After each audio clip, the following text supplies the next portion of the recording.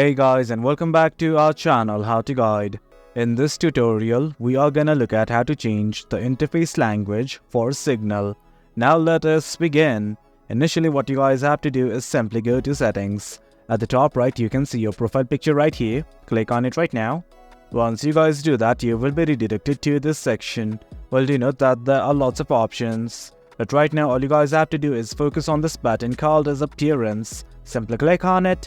And guys, this is it. From here, the very first thing that you are gonna see is language. Click on it right now. Now from these options, select the language of your choice. Once you do that, the app will restart. And guys, that is it. Simply select the language of your choice. And as you guys can see, the app restarted and the language has been changed.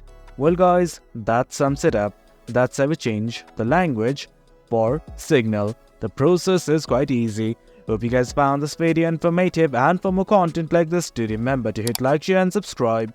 Your support fuels us. Until next time, thank you.